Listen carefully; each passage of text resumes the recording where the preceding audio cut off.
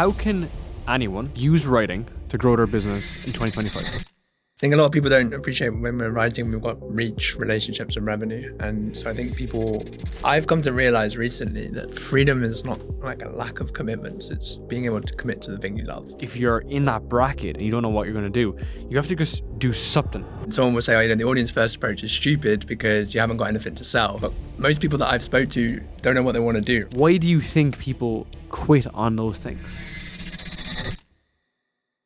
All right, man, let's kick off. So how can anyone use writing to grow their business in 2025? Sure. Well, we're writing and we're creating content, right? And so I think a lot of people don't appreciate when we're writing, we've got reach, relationships, and revenue. And so I think you want to just start writing on social media to start, i.e. attracting an audience. Then we get people onto an email list where it's kind of story-driven writing. And on the back of that, like you're talking about the thing that you're good at, talking about your challenges, whatever you're building, and you're attracting attention for your business from there. So if it's done for you or done with you or do it yourself, it all kind of just based on sharing your ideas online, attracting people who feel the same, and then solving their shared problems. What do you think about building an audience first before you build an offer? I'm a big fan of the audience first approach. Really? Yeah, I think you can kind of skin a cat both ways, right? For sure. And someone will say, oh, the audience first approach is stupid because you haven't got anything to sell.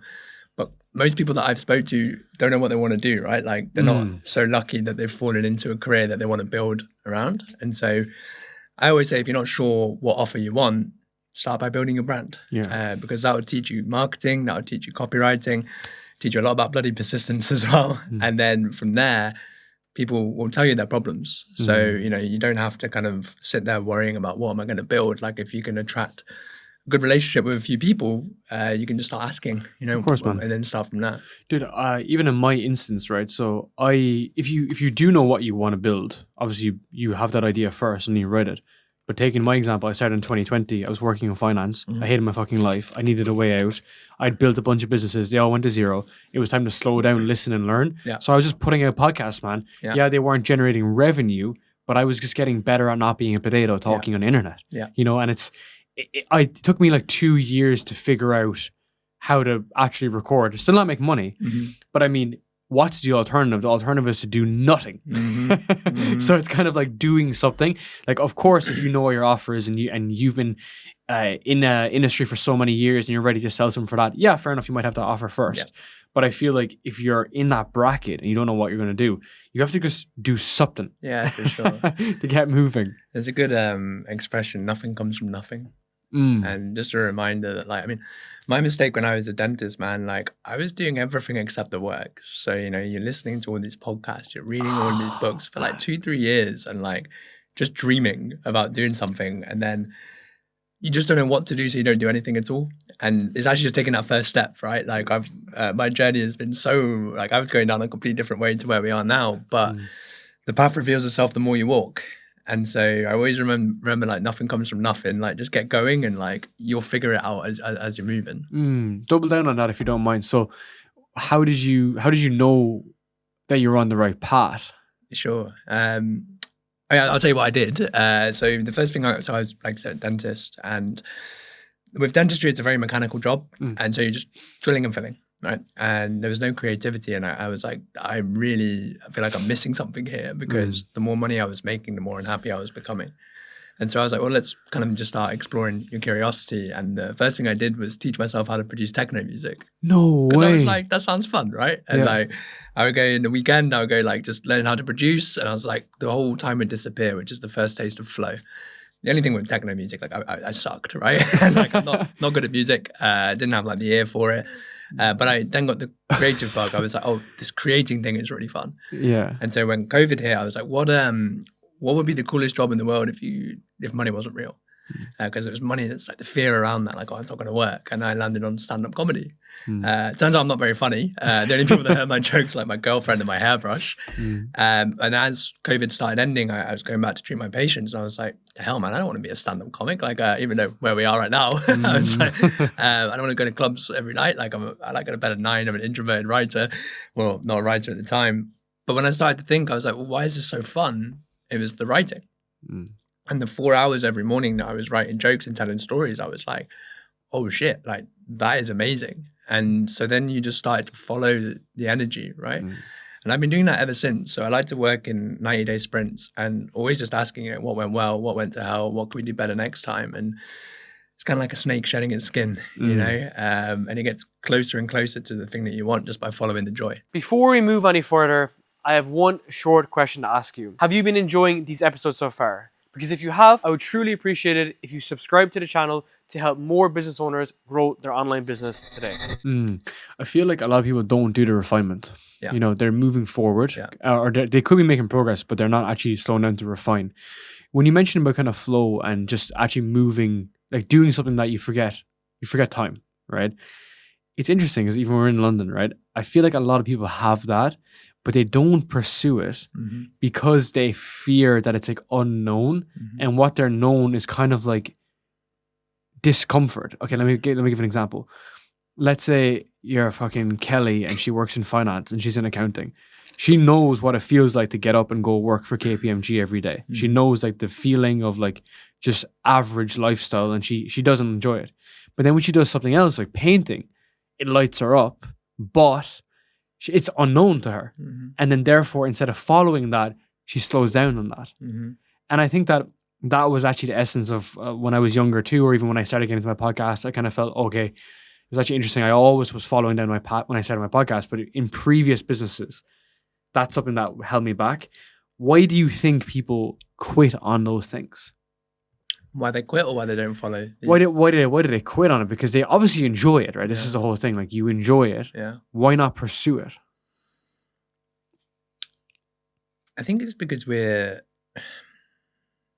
it's where you're getting validation from. I think, you know, like when let's say you're doing art and it lights you up, but then when you start thinking about, oh, maybe I should do that more, it's like, how am I going to get paid for this? You know, I'm not very good at it. So people are going to judge me for doing it. And then you've always got two paths, right? You've got the path like that's fear-based, where it's like it's the scary thing, or what you know, like you said.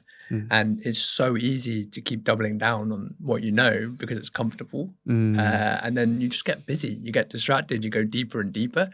I can say like when I was a dentist, I knew I hated my job. Within like the first year, I was like, man, this is not cool. And yeah, I was doing it. Like, I was like, oh, so what do I do? It's like, let's go do a diploma in it. And you just go further and further. And then like, I don't know, you begin to persuade yourself it's a bit of a silly pipe dream to do something that you love. And then it depends if like you're exposed to the right kind of information. But in hindsight, I just didn't know about the internet.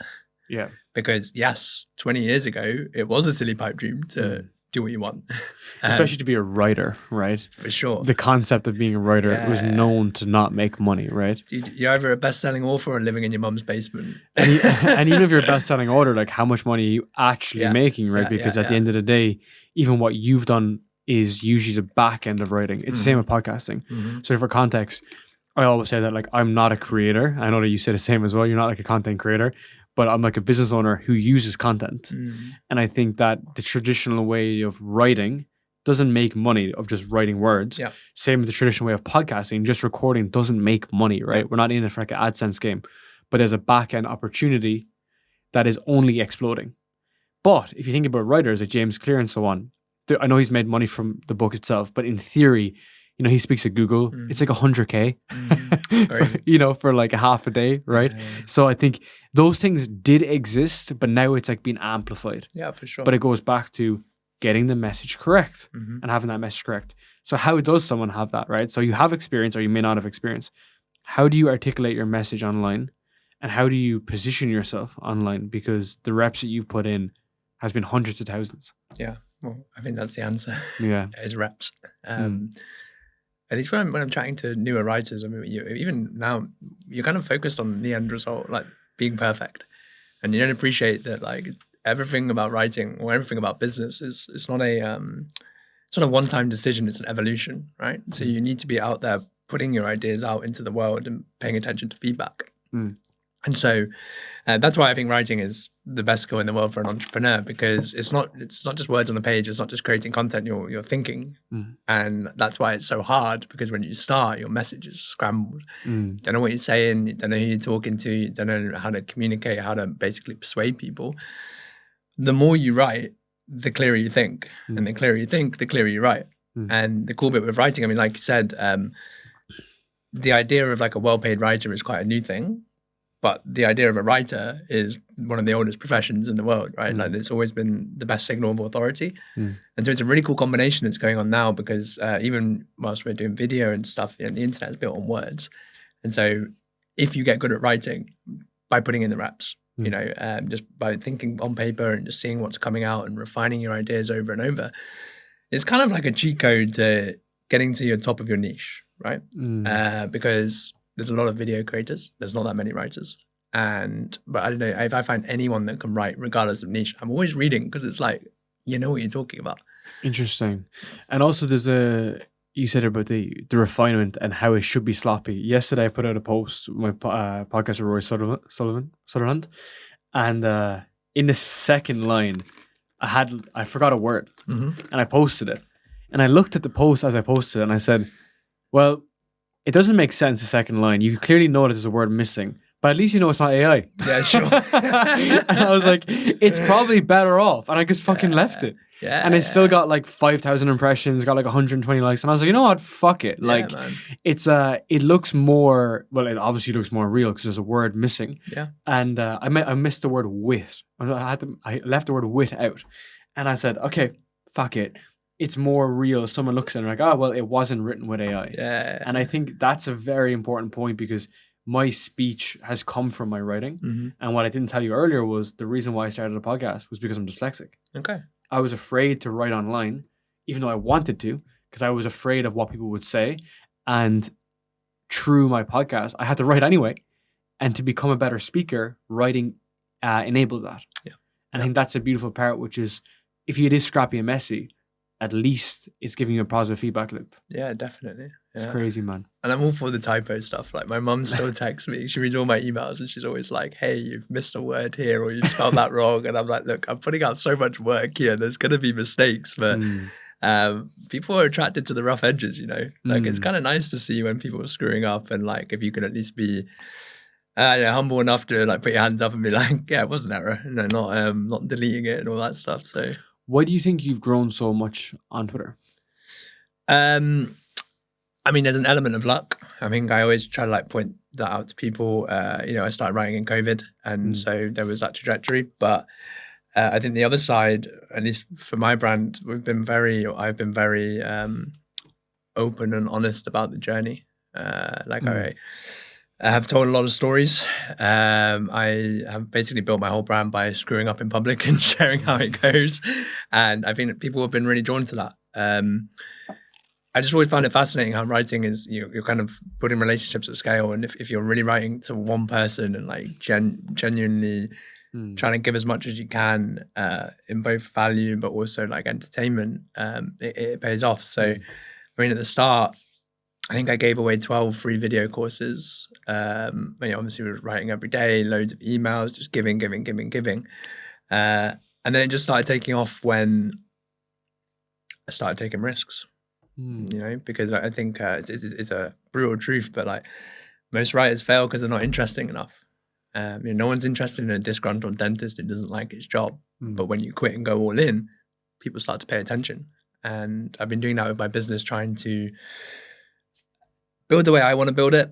And I've been explaining like the fears around that, where like, oh, I'm not, you've got quite a big audience, you should be making millions. And here you are, like last month I made like 3K, and I'm like, oh my God, you're such a failure, but you've got a plan, right? Like you're building the way you want to build. And I think people enjoy to watch it. Let's double down on that, because what you kind of highlighted there about risk is kind of what Matthew Dix talks about in Storyworthy, which is called stakes. So how does that add gravity to the situation and how it pulls people into your audience? Yeah, sure. I mean, if we do an example, if I was to tell you, let me give you 10 writing tips, you might not care, you might maybe kind of interesting. But if I was to say something like, in the past 3 years, I've managed to go from making $1 in 18 months to making $1.1 million. And I went from dentist to entrepreneur. There's such an interesting story there that like the framing is completely different on the advice that you give. So I think people kind of respect risk. You know, everyone kind of wants to be courageous, and like, don't get me wrong, I shit myself all the time, constantly shitting myself. But it's you know, it's kind of action in spite of fear. It's nice to read because people like to be inspired, and I found that's a really fun feedback loop as well, because I'm always asking myself like, if you were to live your life like it was a headline, like what would the decision be there instead? And it's always kind of pushing me to like keep like get out of the lane, like see where the discomfort is and follow it. So it's basically getting out of your own way, but this is an interesting kind of dichotomy, because it's in getting out of your own way, but then also building the business that you want to build. How do you balance that? I don't know, man. Like I think sometimes I'm actually just trying, we said this earlier, I was like, I'm trying not to think so much about it. Like at least I'm someone that likes to be in control. I mean, we're entrepreneurs, so that's why we're here, right? Like you don't want to be answering to someone else. And I realized I was spending so much mental energy trying to control the direction. Like, oh, I want to be doing this in 5 years. I want to be doing that in 5 years. And these days I've actually flipped the script. I used to set rules for everything, you know, and I actually thought, I think that's a sign that you don't have confidence in how you'll act in the moment. And so 90-day sprints, and I'm always just thinking, what did I enjoy most? And if that means making changes, cool. Like, but yeah, I just like follow your curiosity and just see where it goes and bring your audience along for the ride. Man, that's super interesting. How do you analyze what's working in there, or what do you enjoy? Because I guess like you could do something new that's going to be great, that's going to be beneficial for you, but it could be difficult, so therefore you don't like it, but it will become enjoyable when you get good at it. I used to hate sucking at things. Yeah. Like I was never good at sport. I was never good at anything really. And I think it was just because I hated looking like a loser. I think if you actually just reframe that bit where difficult doesn't mean bad. Okay. Now, like everything I start, I'm like, this is so good how bad it is. And just like enjoying it from there, because I think it's just doing new things I find really fun. And so because you're keeping your mind fresh, right? You're like agile and stuff. So I'm not really judging it by difficulty. I think some things are meant to be hard, right? Like everything worth doing is hard work. But really trying to pay attention to like, how is this making me feel internally? Not chasing an outcome is the mistake. So like I saw a question from Sal Bloom yesterday, which was, do you want what winning looks like? And I was like, that's a very interesting question, because you know, like you might end up building dentistry, for example. Like I was going down this path and I was like, I don't know what winning looks like there. Like I've seen what my boss is doing at 50. It looks like hell. And I think it's, do you want what winning looks like, or are you chasing how winning makes you feel? And that's where the error goes wrong. Like where you're chasing money and status and fame, and you keep going and going down that path without actually thinking internally, like, am I having fun? Double down on that, if you don't mind. So why do you think so deeply about this? Like, what was the driver for you to be really like conscientious of like the inner work of how you're building something? Because sometimes people do a lot of inner work, but they still separate it from their business. But it's really integrated. I'd love to just kind of, it's quite unique though, your perspective on this. Man, we're going to die someday. Yeah. Yeah, you're going to die someday. And like, you've really got to enjoy what you're up to. I think if you look at it from a like purely incentive point of view, I know that in a long time frame, I'm going to build my best business by really enjoying it. So I'm more than happy to like have faith, even if it takes 10 times longer to get there. Like if you're building something that you're having fun the whole way, like no one can tell you that's like the wrong path. But yeah, I mentioned it to you before, but like I had like quite a close brush with death, and I think that's set a bit of a tangent where I'm like, shit, man, like you've got to enjoy yourself now, because everyone, even myself, I forgot about this, but like my plan as a dentist was to work as hard as I could for 20 years, even though I hated my job, so that I could retire at like 45. And I was like, wow, like that was almost one of the most stupid things you've ever done. 25% of your life is like gone. And like there's that expression where like, if you can do this well in a career you hate, imagine if you're doing something you love. And so now, yeah, like I just think it's it's very important. Like I say this to my friends all the time, like you've got to enjoy yourself, man, because this is all we've got. So let's go deeper again, because I think there's so much layers to this. So as you're optimizing for things that you enjoy or building a business, more so of like freedom, right? Because you're not going to enjoy everything. It's not like you're going to enjoy like fucking building out some stuff, right? It's going to be everything part of it. Yeah. How much do you think about that in relation to the vehicle that you're picking and how you do it? Because that's obviously this is going to dictate like the type of offers you can build and what you can do, and maybe potentially the money you can make. I don't know. Have you thought about this much more in detail? I have a few simple constraints for me. Yeah. For me, writing is the best thing in the world. Like it brings me so much joy to wake up every morning and write. It's what I think about. It's all the reading, the writing, the walking, the meditating. It's all kind of all playing into one thing. And so one of my main constraints is that like nothing gets in the way of that. Like I follow a few online writers, and I heard them all express the same regret, where they're like, I started off writing a lot and now I don't get to write much because I'm busy with my business. And I've always said, cool, well, I'm always going to write for like 6 to 8 hours a day, and the rest happens like on the side. So that's my main rule from there, man. Is that if I find, there's some periods where you have to dial it back a little bit, right? Like you said, like business is intense. Like you need to sprint at certain points. But if I notice that, like, if it's been like 3-4 weeks and I'm not doing anything that I want, or it's really squeezed, then like you're kind of going a bit wrong. Like you're chasing a different outcome than what you've said is important, like an internal game instead. Are you familiar with Tom Nosky? Yes. Yeah. So I had a podcast with Tom recently, and we had this debate going back and forth a lot. It was a debate what he had with himself, which was he goes through periods whereby he really wants to optimize for freedom, but then the business phase that he's in at that time forces him basically to have more time in the business. But then he's balancing between the two because he has high opportunity, but then at the cost of, or maybe there is a cost or there isn't a cost. So there's always this basically like debate going on in his head. And I think the way that we kind of discussed it was like, it still has to be enjoyable. And then understanding that, are you getting the things that you really wanted to do anyway done, right? Which is like cycling for him, running for him, spending time with like his missus or whatever. Yeah. So it's almost like separating out these two different things. And then having the constraints in your business is going to be the best way to get there. Yeah. And also, when I was a dentist, I used to dream of freedom, right? I heard that word and I'd be like, wow, I would love to be free right now. Like I want to be in South America on a beach somewhere writing. And I've come to realize recently that freedom is not like a lack of commitments. It's being able to commit to the thing you love.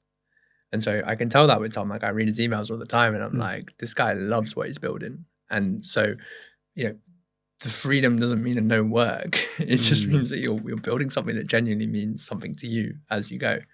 So there has to be periods where you're putting in the graft. But to me, like I said, like the freedom element is like this graft is building the thing that I really enjoy. And again, as you said with Tom, when you recognize in Tom's emails, you can feel it. Yeah. With writing, you can feel if someone's going to love it or not. Man, how you feel seeps into the page. Yeah, like I've learned that so much. Like I've built products where, shit, I've got to sell this now. Like a swipe file, for example. And like I'm reading the emails, I'm like, it's missing something. And it's harder to write. It's longer. I'm editing it more. But then if I write about writing, or if I write, for me, man, if I write about deep life stuff, it just pours out my fingers. And every time people are like, that was the bomb. And so that's another reason why I'm just like, just follow the energy, man. Like that's where it leads. So yeah, it's hard to make money doing something you don't enjoy. And that's same with sales, like same with writing. It's all the same thing. Well, it just shows up, right? It seeps out, as you said. It just appears in different aspects of your life. I'm curious to know, like, what other like deep areas do you like explore? Because you've obviously thought about this very, very deeply and how it comes into your life. Like, what other things have kind of popped up for you, like realizations, even since you've left dentistry and you've built a business and stuff? What other realizations have you had about how you want to frame your life as well? Are you an agency owner, coach, or consultant looking to scale your online business? At Volks, we help business owners scale their online business with content. We help them specifically build a high-ticket offer, create content that turns into clients, and also help them with the sales process to make sure every single call that's booked in your calendar turns into a client. If you want to see more about exactly how we do this, hit the first link down below and watch a full free training on how smart entrepreneurs are building a business in 2025. Yeah, it's interesting with writing. Like like most people, I got into it just to get paid online and like have a skill. But the more I started writing, it was like peeling away layers of your thoughts that you hadn't even considered. And for example, the first time I went viral was a story about my neck, which I'll tell you. But I will go through that first, and I'll kind of explain from there. But when I was 16, I had scoliosis, bending spine. And they took you in for a scan. On the NHS, you go for a scan, you hear back 4 months later, right? And they called us a week later, and they were like, would you come back in? We just need to double check something. And I went in, and the good bit was like I was writing about this at the time, and I'd never even considered this story before. I was always like just breezing past it. But anyway, we went back in, and they were like, we just need to take a scan a little bit higher up. And so did my mum. Like, cool, no worries. Went for the scan, called us back in, laid the x-rays out in front of us, and he was like, it's going to be a little bit scary what we tell you, but you have a brain tumor and you've got a broken neck. And at the time, I was getting these migraines, right? And I was like, migraines, and my arm was starting to feel a bit funny, but I was like, I don't know what that is. It's this tumor growing and degrading my nerves. And I just remember him saying where it's like, look, screwed up, but if we didn't find this thing, you'd be permanently disabled by 30. And at the time, very socially anxious kid, very overweight, all this stuff. And like I had a pretty tough couple of years going back to school from there. I didn't want to do the operation, too scared. Right. And so this is where my relationship with fear came in. And this is what I've been writing so much about. But I didn't know it at the time, because if you don't write, you're not really like building any awareness. And anyway, I had the operation when I was 18. 16 hours, 14, 16 hours. And I remember waking up and like sun shining, nurses are all smiling and stuff. I'm like, oh, this is amazing. If you have 16 hours of anesthetic, you are fucked for like three days, right? Flying. And I remember waking up again, busy NHS ward, beeping, like it just, everyone's busy. And it felt like what they'd done, which is they cut away your skull, they'd hammered your neck together, and it took out a tumor. And since then, anytime I get stressed, I always think back to that night, and I'm like, things can be worse, right? Like it's all good. Like it's all about perspective. And I mean, that's really, really helped with the writing side, the business, because we're always trying to reframe things for people, always trying to turn an obstacle into an opportunity. And it just carried on. Like I was in hospital for about 3 weeks. Couldn't even take a shit by yourself. Like it's very humbling to go right back from the bottom. And this is where I found about the love of learning, where like I got home and I thought life would be normal. It wasn't, like you're completely screwed. And I found out about, getting a little bit better every day, and how like if you're so focused on a distant outcome, like I had to get into uni within 6 months or else I'd lose my spot. And I was like, okay, well, if you just start, let's get out of bed by yourself. Let's walk down the stairs by yourself. And you're doing that every day. And like, I still remember the first time I'd done a pull-up, and, again, I was like 25 kg overweight, and it was a nice sort of trajectory, but a bit of a change in terms of you learn that you can, we were speaking about this earlier, like you can pretty much do what you want. Like you can learn anything, you can get good at anything if you're willing to put in the reps. And so I discovered that then. Got to uni, and I went brilliant first year in Newcastle, so a lot of drinking, and but the only downside was my back is still bending, and it got to 56 degrees, so we're past the right angle now, and they were like, well, you need to get this sorted, and it was about 8 hours, which is light work compared to the first one. Tough. And the good bit is, like I went in 5'6", I came out 5'9". No way. Which is cool, man, because 5'6", you got a bit of graft like with smaller dudes, but like 5'9", you can be funny, like you can get away with it. And so anyway, like dentistry was cool. I had a good time, and when I graduated, I was like, you've been given this gift of life. Let's make the most of it. Let's work really hard. But the thing is, my making the most of it was money. Like I come from a poor family. Like we were always like, I just always believed that money was the coolest thing in the world. And so that's where you start going down these scripts, like I remember, telling at school I want to be a dentist, and immediately everyone's like, great, go do that. Like that's a great thing in society. And like, I'm working away, and my paycheck's getting bigger. I'm getting more miserable. Too busy to notice. So what we were talking about earlier, just too damn busy. And one day this patient comes in, and he's screwed, right? Like walking in like this, he's about 35, sits down, the whole side of his mouth is rotting. And I was like, taking his medical history, and I was like, oh, what's happened? And he was like, all right, man, I had this super rare neurological disorder. And I was like, oh, man, me too. And then he told me the name, and it was the exact same diagnosis, and they never found it. And so I was looking in the mirror of what could have been. And he said to me, like, the 7 words stick with me all the time. It's like, you don't know how lucky you have it. It's like, my life is over. Constant pain, can't move my arm, completely screwed. And that was when he left, I was like, I think he's right. Like, I don't know how lucky you've got it. Like, you've got to quit your job. And that was kind of what set me down that trajectory of like, I don't know what I wanted to do, but let's do something.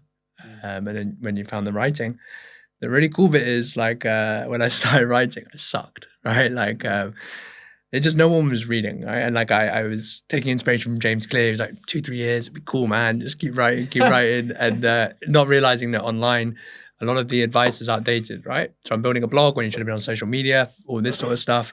13 months in, no one is reading. My mum, bless her, she's still going. And I had in my drafts, I had the story about my neck. And I'd actually cried when I'd written it. Because I've never thought about it before. I was always, you asked me 10 years ago, I'd be like, I had a neck thing. It's cool. Don't worry about it. Which the stoic man, right? And anyway, Brent saw it, you have to post this. And so when I did, that was the first time I went viral. And I quit my job 2 weeks later. And so actually, the neck thing has been the best thing that's ever happened to me, because like, it's set me on this trajectory. Like, I get to spend all day writing, I get to travel the world. And I think as a result, a lot of the stuff I write about ends up being about life because I don't know, I just think it's super important that people realize that like, you are going to die at one point, and it could happen a lot sooner than you think. And it's kind of a heavy thing, and like, people get scared to hear that, but like, that's the only thing that's certain, right? And like, if you're not thinking about it, you're always going to be scared. And if you're always scared, you're not going to do what you want. Well, if you think about it, right, most people don't have that wake-up call until they're like mid-30s or 40s because probably their parents have died. Does that make sense? And then that's like the realization that, oh, fuck, things may not go the way that I want it to go. But again, it's a blessing in disguise what you went through, right? That experience. And that's the reason, that's why I want to go deeper on it, because that's the reason why you prioritize freedom. Yeah. Right? And it's the way you put constraints on the business, because you've seen what it's like to be 1 inch away from it. For sure. And even the fact that they spotted it on the second time over, they may have missed it. And this happens a lot, right? All the time. The time. Dude, I was a dentist. The amount of stuff you'd miss because you're too busy. Like, thank God someone was looking like a little bit higher up, because I wouldn't be sitting here. Yeah, 100%. So knowing that, like knowing where that is, how do you build your business? So, because like, you're famous for your launches, you're famous for your products. How do you build that? How have you built that ecosystem on the back end of your writing? Because there's constraints everywhere. Yeah. Right. But you've had amazing results, and you've had your 6-figure launches, and you've got up to like your 750K, 800K, or even closer to like $1 million a year now.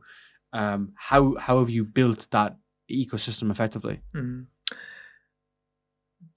I've tried to optimize for a few things. Number one is long-term reputation over short-term revenue. Always try to have that in the back of my mind. I think a lot of people get stuck in the money now trap. So you're selling so much of your time that you're not actually building long-term leverage. And so I try to at least spend like the first 4 to 6 hours of my day building stuff for the long term. Your products, your courses, your books, stuff that your audience, for example. Because that way you're always kind of pushing for the exponential result, not the linear. So that's been great. Optimizing on the product side, trying to serve at scale. And then the other side is, ironically, so you're so obsessed with leverage, i.e. doing the biggest thing, but the other side of it is doing the things that don't scale. So for example, one thing, because I was optimizing for product, I was like, oh, you don't have that much contact with your customers, and that's, it's hard to build a relationship. And so what I ended up doing was sending thank you videos to every single customer. I think I filmed like 2,500. What? Yeah, saying the same thing every time, but the name is different. Like, but like little things like this, like I I really wanted to build a connection with my audience. And so, and I think that's even more important now, by the way, people are starting to realize that. But these little touches, like still replying to every email now, still replying to every DM. And then so you have this kind of barbell thing where it's like you're very, very personal with people in your content. And if people want to talk to you, cool.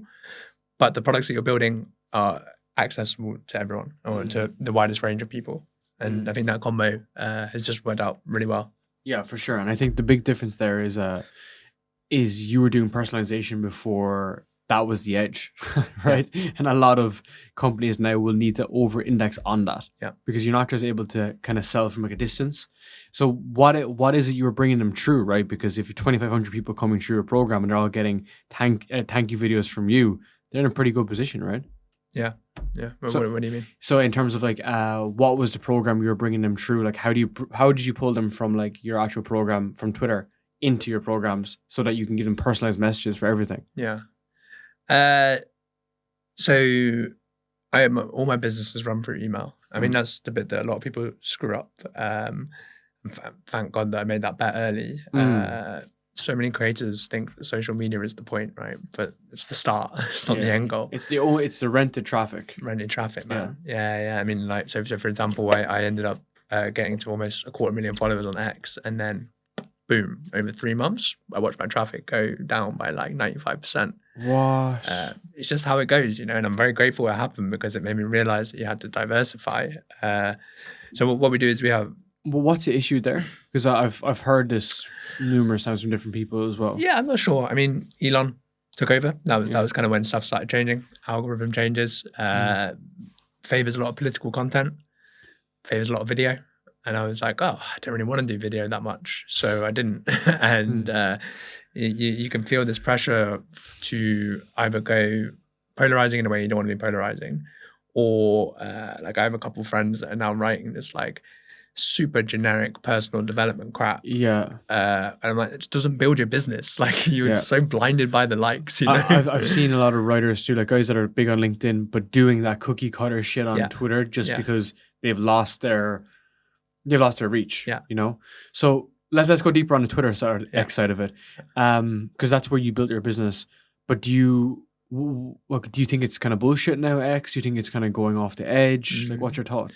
I think X is the coolest place in the world to write. Yeah. It's like a live auction place of ideas, right? And online, it's who can compress their ideas best wins. I think X is that, right? I mean, the downside is, yes, it's not like a great place compared to, say, LinkedIn.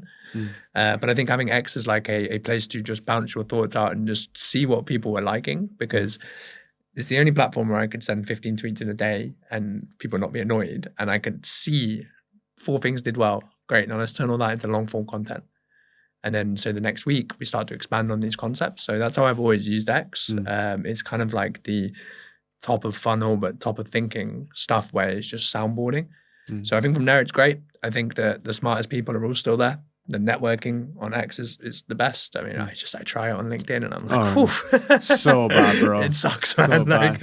I mean, I've got, I actually don't know. I mean, we've got about 30,000 followers on LinkedIn and I've been on the timeline for like 3 minutes. I was like, this sucks. So I was like, we just don't, it's not for me. So the networking, compression of ideas is great. It's just a shame about the algorithm, but like, it's not in your control, man. Like you just... But it's a sign, right? It's a sign you need to deplatform users. Yeah. Like you cannot be reliant on that. Yeah. Same even for like YouTube, right? Is this if your audience adjusts or you adjust, more so you adjust, right? You evolve. The audience that you built may not be the audience that is going to adjust with you.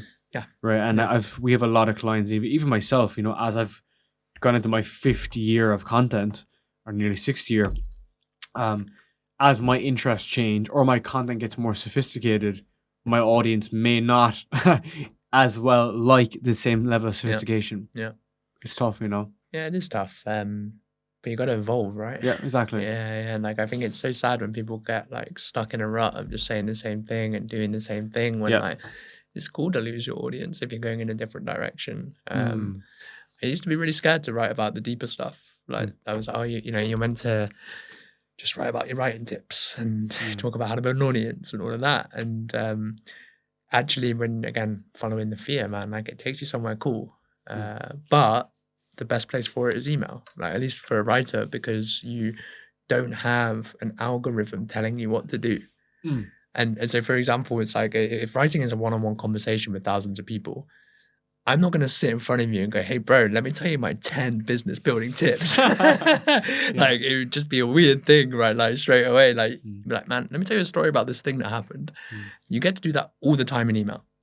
And so I just find that really special because you have creative freedom.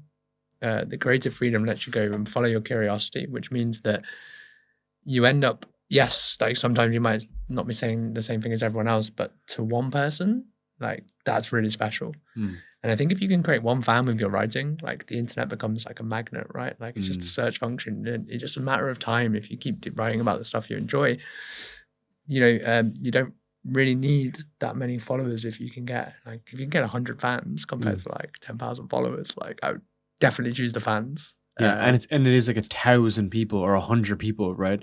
And the way that the products can be positioned, the way that the offers are positioned, you can make all the money that you want or optimize for what you want with that smaller audience. Yeah.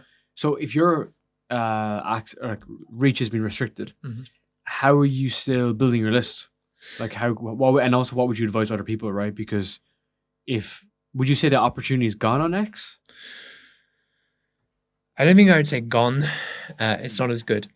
Okay. It's not as good, which is why I was just saying there about like optimizing for fans over followers. Yeah. I think it's how it should be, how it's always been actually. So in terms of how I'm building my list, extremely slowly. And actually, I think over the past 6 months, the list is getting smaller because I'm emailing more. Beforehand I was too scared to like email more because I was like, oh, my list has to grow because it's all about size. But it's not how big your audience is, it's how much they trust you. Yeah. And so once I realized that, I was like, oh shit, man, I'm going to be emailing 3 times a week at least. I'm going to be building more offers because I was too scared to sell to my audience. But the more results you get your audience, like, what are we here for? Matter, yeah. What are we here for? Exactly. Like, you're here for fame or you're here to like get people what they want. So I heard Hormozy talk about this before, which was like Hormozy was on Iced Coffee Hour, and they're asking about the negative connotations with school and all these platforms. And it's like, look, if you're not sharing your best ideas, people are going to be pissed off with you. So if you're not writing your best ideas and sharing them and saying like, oh, dude, like that should be a product, some people should buy it, those people will be pissed off with you. Equally, the people who don't buy your stuff or who will never buy your stuff will be pissed off with you because you have an offer. Yeah. Well, you may as well be pissing off the people that are going to pay you and then don't piss them off anymore so they can buy the thing. Right? Yeah. Because people are going to be, as part of being dividing and conquering your audience, people are going to be pissed off in general. And are they going to be pissed off? No. They're too worried about themselves. Yeah. Right? So it's like, we do need to put that in front of people. I think, I want to get your thoughts on this. I think that is the problem with the creator. The creator is fearful of creating offers and running offers. And my opinion is probably because they probably can't deliver. They're so focused on the marketing. They're great marketers, but not great operators or builders. So they overemphasize creating. And as a result, that's when there's kind of disgruntlement and so on and so forth. So a lot of people that come to us, like they were traditional creators. And then we have to teach them to become a business owner. There's a bit of a link there, right? Yeah. But I like how you've adjusted though. You've made the observation that you can serve at scale, but in the right way. Yeah, and also you say about the creators just creating, like it's so easy to try to take something from like a 90 to a 91 because that's the thing you're good at. But actually it's the reason people pay attention is the business that you're building. And so you have to learn that skill. And what I realized was that the better I got at helping people that wanted to do the sort of thing that I teach, the better the content got. Yes, because you have actual real life examples. And that's why I was like attracted to your content, because you've done these big launches and you've found a blue ocean and a red ocean, right? And the way that you do it is based, and I've seen your writing on this, which is you just did it, like you just did it. And yes, you've thought about and reflected on it, but for the most part, you just kind of did it. Yeah. And then you're like, cadence and frequency and the length of the message. Yeah, all that shit matters, but you only can see what matters when you do it. Yeah. We chatted before we recorded saying that when I release podcasts, people will comment saying they're too serious. People will comment saying they're too relaxed, but it's about what's working. Yeah, for sure. And also what allows people to come in, listen to this 90-minute conversation and say, fuck, like I learned a shit ton from this. This has been great. It's been worthwhile. You know, commitment from the audience. So let's go deeper on your offers. So let's have a look at the launch, if you don't mind. Yeah. How did you build that out, and how have you consistently been able to nail that? Like I spoke to Lara quite recently, and a few other people like Tom who smash launches. They have different strategies, and I'm happy to share some of those as well. I can go back and forth on that. Yeah, I mean, launching, damn man, like my first launch was my first digital product, and it made about $5,000. Best feeling in the world, right? Because it was my first internet money. Like I remember, I saw that. Yeah, dude, man. Like I saw that Gumroad email. I was running up and down my flat, like fucking get it, my son. And, like, I remember it was raining outside. I went out like in the sun, like just in my t-shirt, like just grinning like a madman.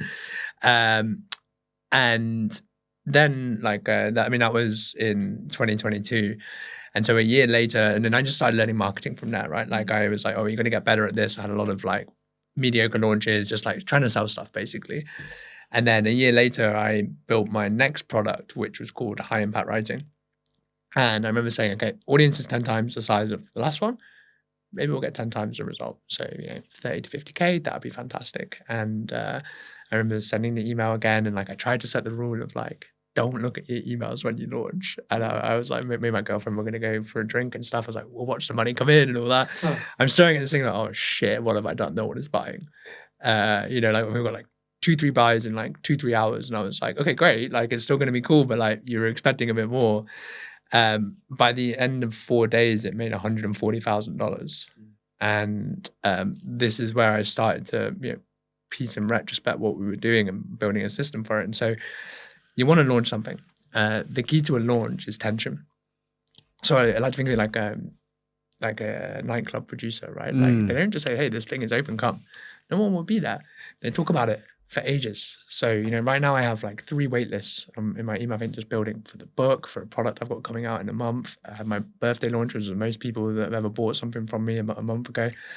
I start talking about it 4 or 5 months before. Don't even know the product name. Like sometimes I just say I'm going to make this product, and if no one's really interested and not clicking it, I'm like, oh, cool. Just forget about it. Just forget about it. Yeah. delete it off your Instagram. Bad idea. Yeah. It's like an old ex. Just delete it. It didn't matter. So you're building tension, right? Yeah. Just by talking, you're just sharing how it's going, right? And when they click that link to say, oh, I'm kind of interested, they get a questionnaire. And then I'm like, why are you interested in this thing? What are you struggling with? What do you want? So we then start reading that and being like, great, well, now we know what to build because you haven't built it. And so you're finding out the problems that people have, and you start to dial in your message based on like who's there. So like you get to tell stories about the fears, the doubts, frustrations, what they're struggling with. So that by the time you launch, my rule is that if anyone is surprised by the fact you're releasing something, you screwed up your marketing. Good point. Like Such a good point. 95% of the work happens before, because you can only, a launch should be no longer than 5 days. Unless it's high ticket, you might stretch it out a bit. It's all like game day, right? I agree, yeah. And so you build the waitlist as much as possible. We build the hype as much as possible. And then on those 5 days, you're just sending out emails, you're posting content. Like it becomes simple maths. Number of impressions driven to a sales page, you're going to get a certain amount of conversions.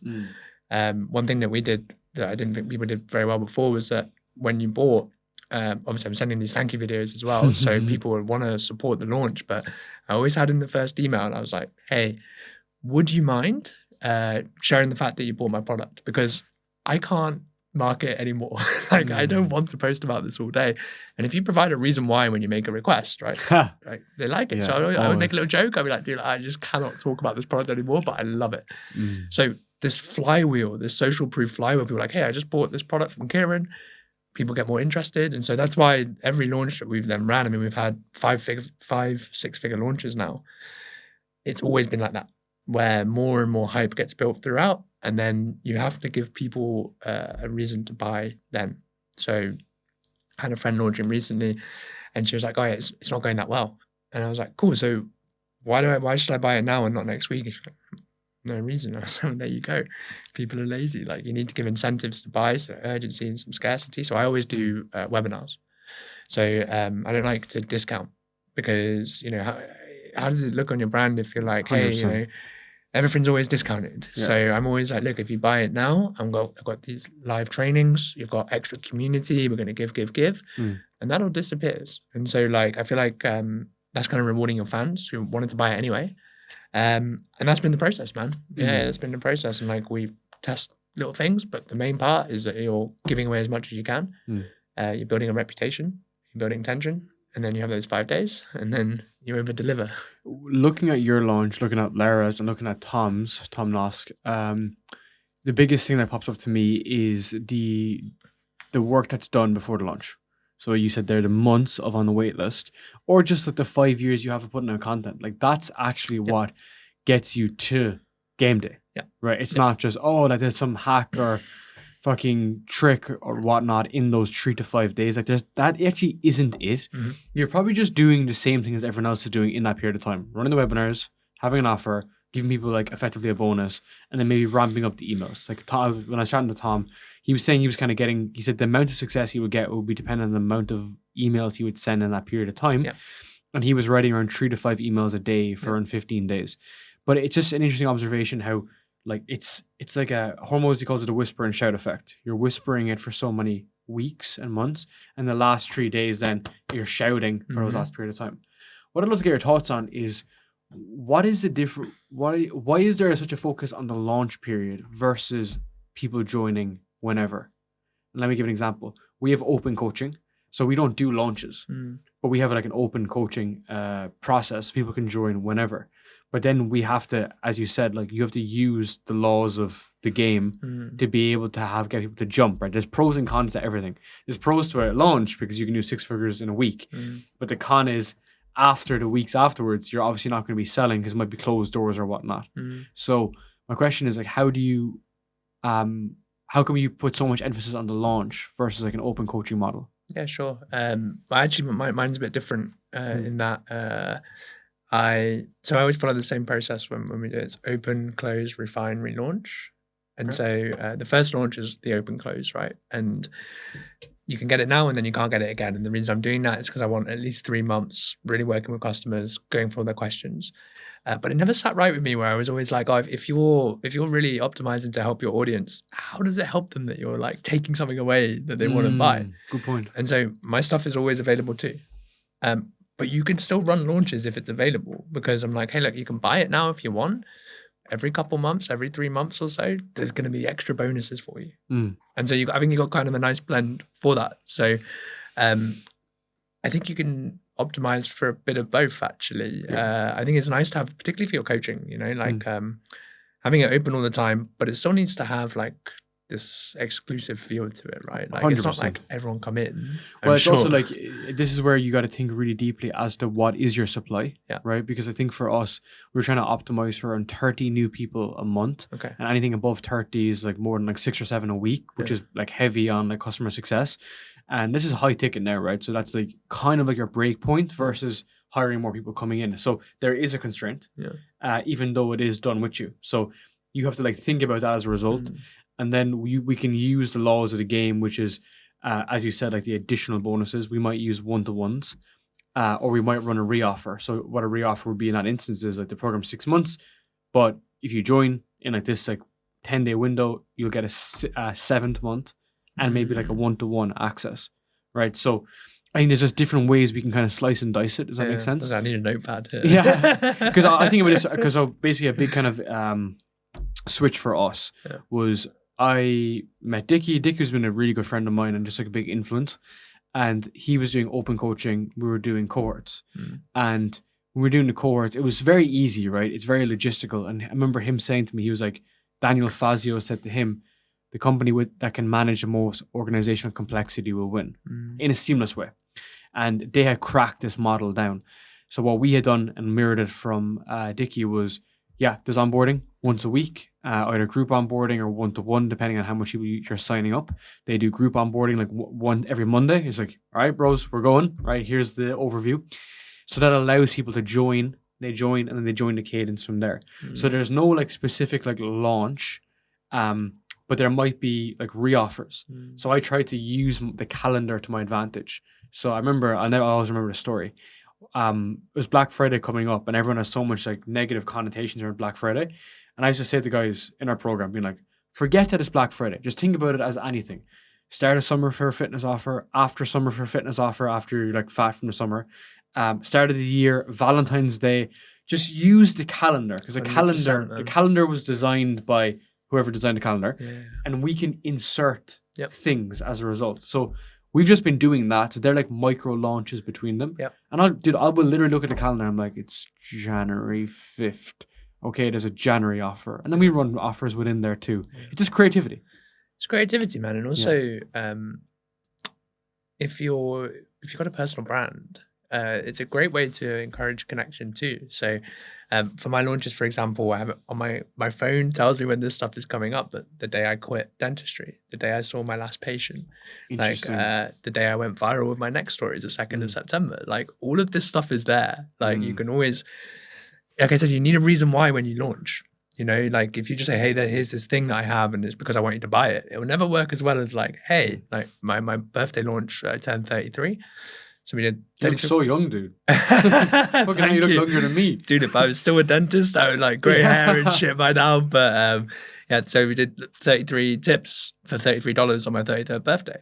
And that's the big idea. That's the creative copywriting, right? And it ended up with like 600 customers. And then they start the journey with you into your ecosystem and everything. Beautiful, yeah. Have you ever heard the concept of highlighting an offer? So you promote one offer, or you're pushing one offer, which highlights the other offers. Okay, this is really interesting. So let's say you're pushing your new cohort or whatever, and like there's a launch strategy and so on.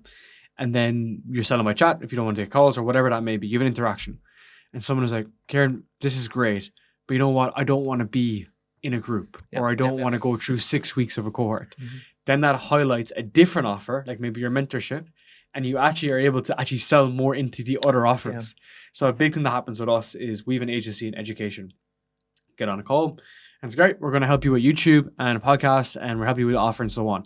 And someone's like, Jesus Christ, I don't want to do that. It's like, well, we can do it for you. Yeah, I'll do it for you. We're like, yeah, it's more expensive. Yeah, so what? I don't care. And then they become like a client for a different offer. So I think that's the beautiful part about this, which is it doesn't need to be that thing to work in this moment of time. It starts the journey with the customer.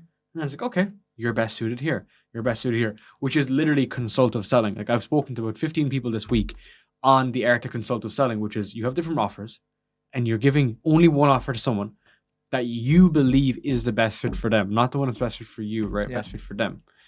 It's interesting. Man, like I'm a pretty new entrepreneur. So you're still learning. And one thing that I've just found amazing is that like, so for example, I told you I haven't really looked at data that much. And about 6 months ago, I was like, let's start looking at, we've done 5 years of business here. Let's start seeing what's there. And I realized that the people that paid me the most was like 3 years ago when I was doing high ticket. And I've just been selling courses, right? And so like the actual LTV was so low comparatively. And then I was like, oh, you are completely underserving the people that want to work with you most. And so I started to realize, kind of similar to what you said, I launched my first group coaching cohort in like 2 years in January. Guy joined, immediately texted me after being like, I need to get out of this. I need to work with you one-on-one. And he was like, I want more of your time. I don't want to be talking to a group of people. And so now we're working for a year for like 4x the price. And I have some crazy things you can do there from an ascension perspective. So our model is called the ecosystem for this exact reason, which is we have a bunch of different offers that range depending where they are, and then people can move between them up and down. This is interesting. They don't just move up, they move up and down, and then people find their position. And it's like a credit system, which is like someone joins for like, someone comes to our mastermind, we run 3 masterminds a year, it's like 3K. If they want to join one of our high ticket programs, we credit that off the other. So it's basically like no one has any buyer's remorse. So that's why someone joins your program and they're like, oh, fuck, dude, I don't want that. It's like, okay, we can credit either 100% or maybe like 50% or whatnot. Ideally like 100%. And it just creates this like ecosystem that's almost like when you come in and work with Apple. When you buy an iPhone, it's generally how people get started. But then they'll downgrade and buy AirPods, and then they want to create YouTube videos, so they'll create an iPad, and then they'll get a Mac, and then they'll get their like dogs something too, right? They'll get their dogs an AirTag, and I think through that lens, and I think it's the way your products are designed too. But I just try to like ruthlessly think about it with everything that I do, Yeah. because then it's the best way to serve someone. And there's actually, Jordan Platten. Don't think Jordan's so. based in Norwich. Good guy for you to connect with. He has an agency for many years and he's an education business.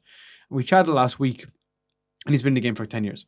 We chatted last week about what like LTV looks like for people. And most people never ever get LTV or never ever understand it because they're so used to selling like a shit program to someone who obviously churns, doesn't complete it, and leaves. And he was saying to me, like, what we have is extremely rare, that people buy a mastermind, come and join a program, buy another mastermind, because they're actually getting results and experience. Yeah. Experience is important, man.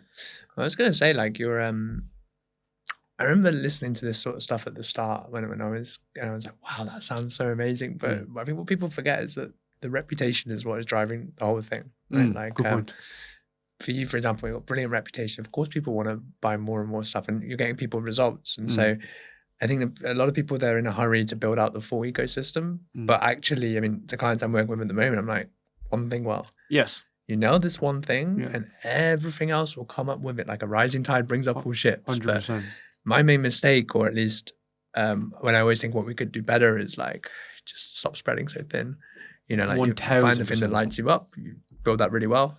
And then, like I said, it's so much easier to then build the ecosystem around it, right? Well, again, right, it took me 4 years to build the agency, right? It was 4 years. Yeah. And that's 4 years of like literally creating 5 to 10 thumbnails a day. Bro, a day. And it's like brutal, pumping content. And then even to this day, dude, before we met up, I was literally reviewing my own thumbnails and stuff. Okay. Like, change this, change that.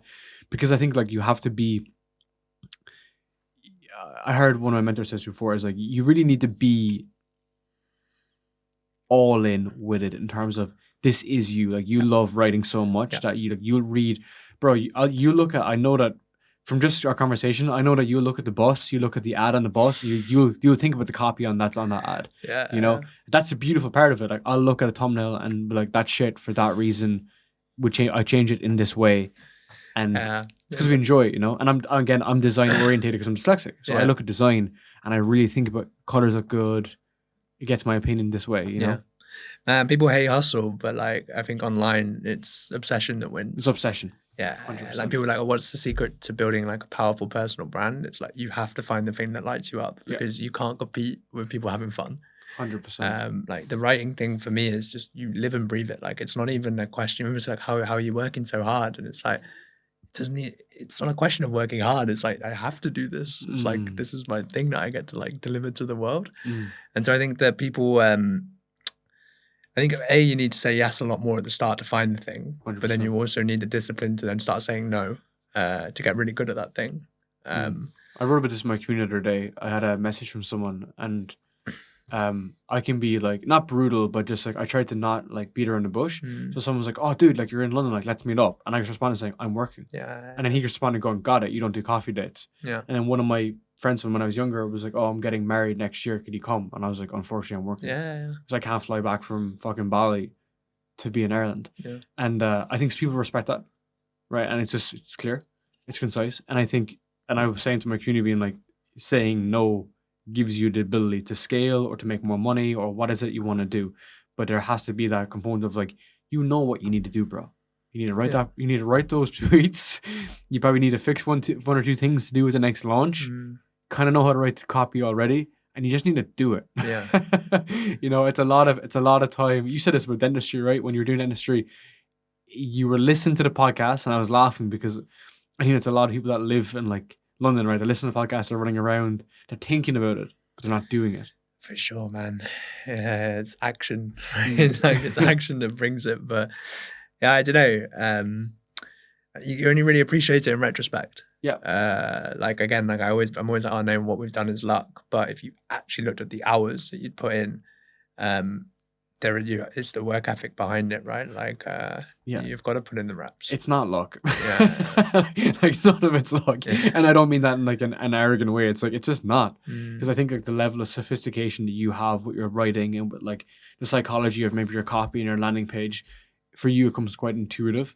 That you look at it like, it's obvious. We'd write a headline like this. But that headline didn't take you 20 minutes, man. You know the famous story of the guy with the X No. Oh, you love this. So this is like a fable, but it's basically shows the value of like expert opinion. So there's a story of a factory in the 90s, and in the 90s, a lot of inefficiencies. There's smoke going out the back. There's oil leaks and everything, and they bring in this consultant, and they can't solve the issue. And he's walking around the factory floor, and they're like, "I think it's that thermostat. I think it's that." And he's like, "No, no, no, no." And he's looking around, and he sees this massive, huge, like machine, and he goes up and he puts an X on one of the side.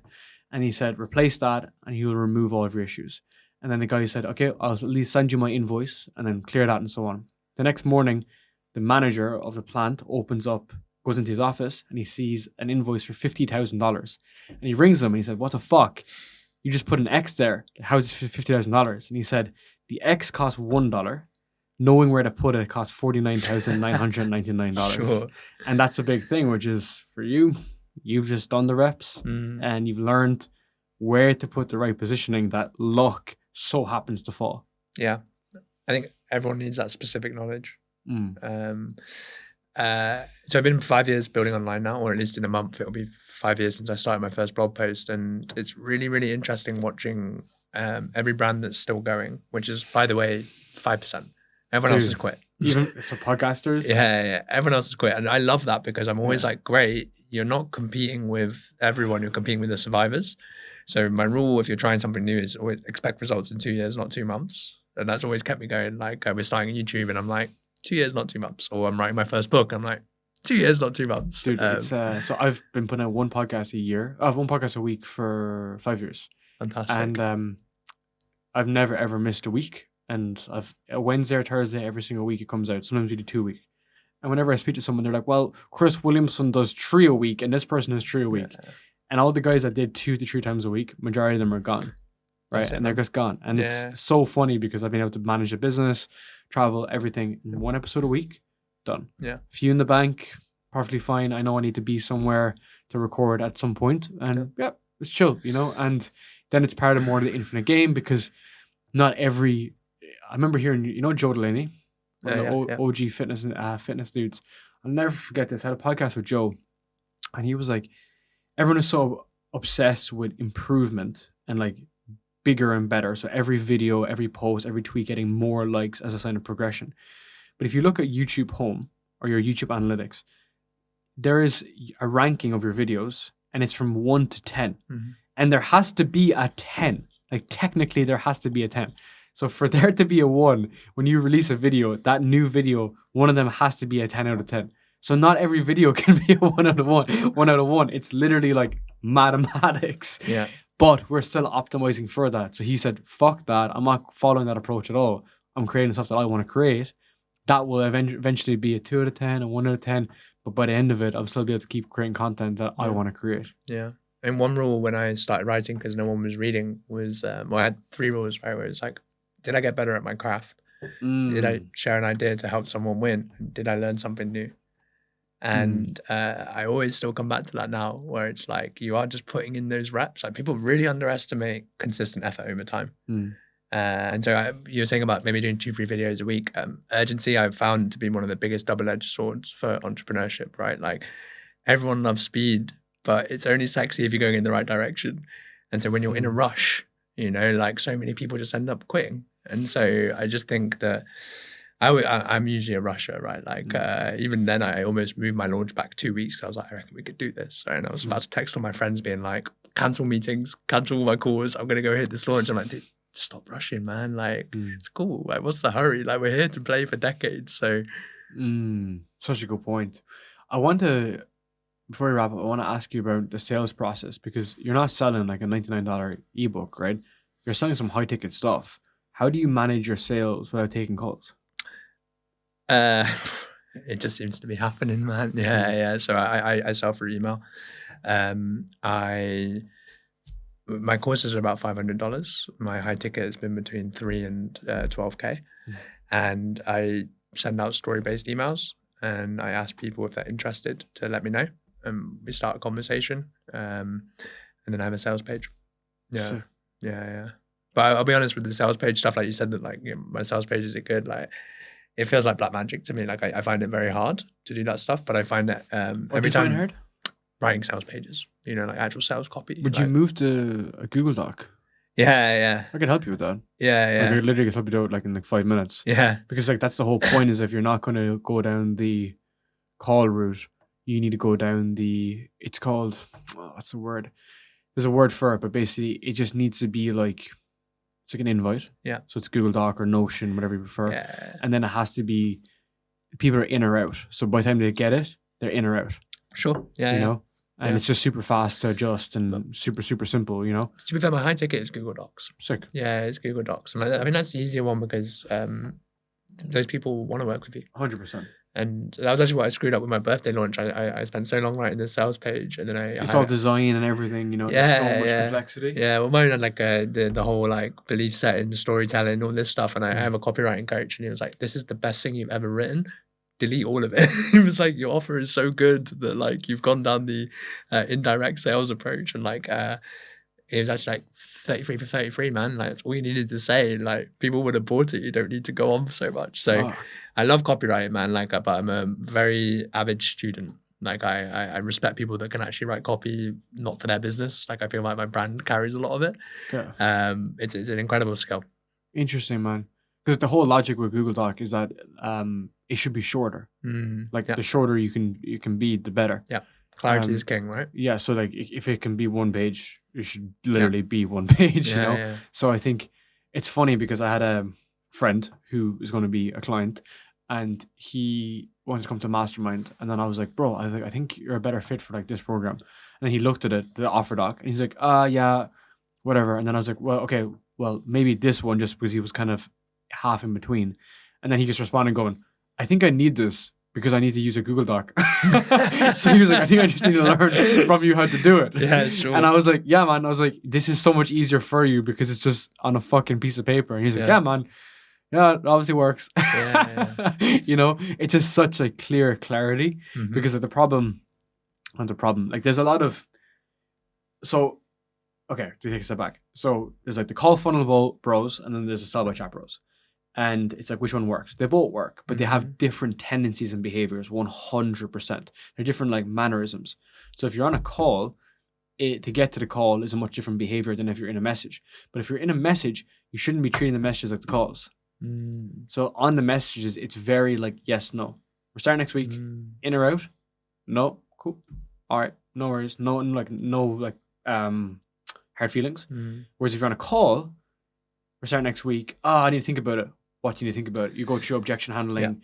You can go through different process, but you can't be like objection. Well, like not that you can do whatever the fuck you want. But the logic is that you can't be doing sales call tendencies in chat because on chat it's volume. We have a very big client getting 5,000 inbound requests a month, and he didn't want to do calls. We're like, all right, fine. But now the sales teams that we have for him, just like a one or two setters, the goal is to do 100 offers a day.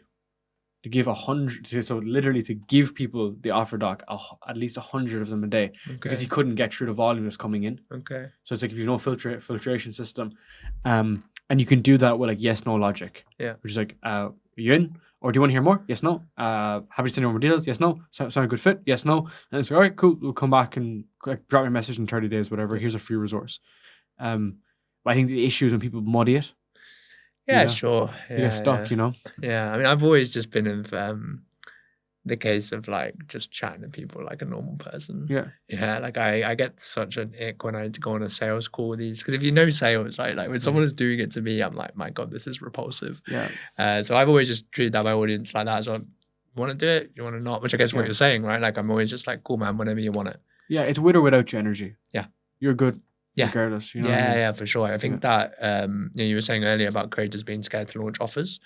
Like you have to put in it's like maximum effort in the output, but minimal fucks for the outcome. Yes. And I always remind myself, I'm always like, dude, buy this or not? I'm having a great time. Yeah. And I think that attitude shows. I was took the words out of my mouth. They absolutely see that. Yeah. They absolutely see that. Especially even with Ascensions or when people finish programs. It's like, hey, what we do is it's very, very nice. It's like finish program, you can stay on a subscription, you can ascend, and we can credit it, or you can leave and we'll still stay friends. And it's just like you get a pick. chill, totally up to you.